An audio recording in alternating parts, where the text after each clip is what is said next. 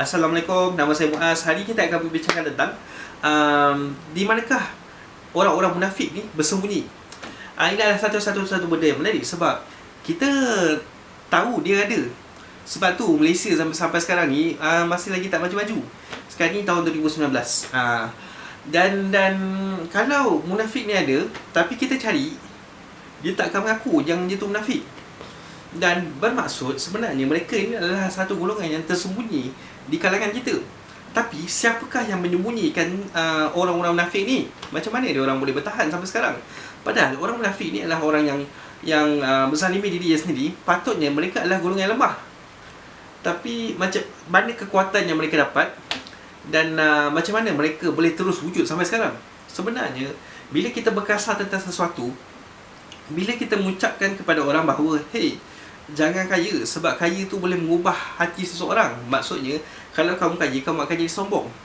Dan bila didengar orang-orang munafik ni, orang munafik ni dia akan ada satu benda yang dia sangat gembira. Sebab dia bukan orang kaya dan dia bukannya orang yang memberi idea dan tak ada apa-apa dalam diri dia.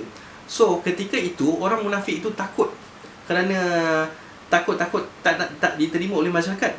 Disebabkan dia mendengar kata-kata kita itu, dia kata tak apa, jangan jadi kaya sebab nanti kaya akan jadi sombong. Dia pegang kata-kata tu dan dia yakin betul lah, patutlah aku tak nak jadi kaya sebab aku tak nak jadi sombong. Dan ketika itulah munafik ni dia mempunyai kekuatan yang ada dalam diri dia selepas dia ambil kata-kata kita itu. Dan kemudian bila adanya orang-orang beriman, orang-orang yang ingin menjadi jutawan supaya dia dapat membantu ramai orang sekeliling, orang yang beriman ni datanglah berjumpa dengan orang munafik tu dan menyatakan idea yang dia ada, yang mana dia nak membuatkan satu bisnes yang besar. Tapi apa yang terjadi ialah orang munafik tu telah memperendahkan orang beriman tu, mengatakan bahawa dengarlah, kalau kau jadi kaya, kau akan jadi orang yang sombong. Dan datangnya pada orang beriman yang lemah iman dia mulalah goyah dengan pemikiran yang dan perspektif yang dia ada. Kemudian dia melupakan hasrat untuk menjadi orang kaya dan dia hanya menjadi orang yang biasa-biasa sahaja.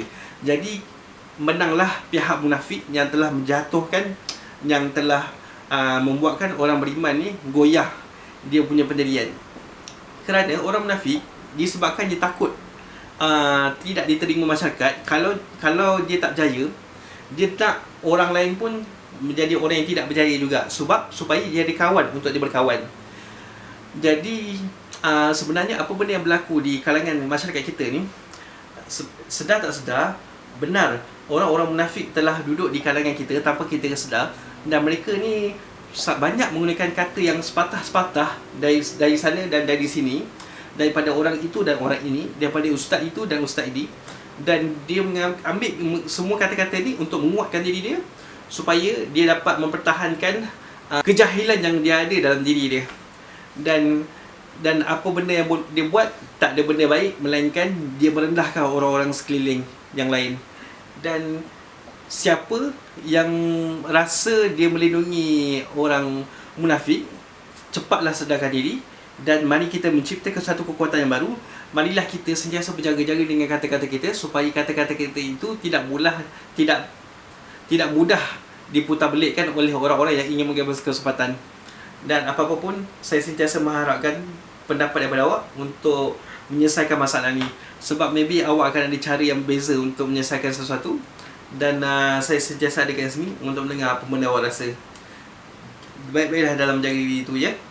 Okey, saya minta diri dulu. Assalamualaikum.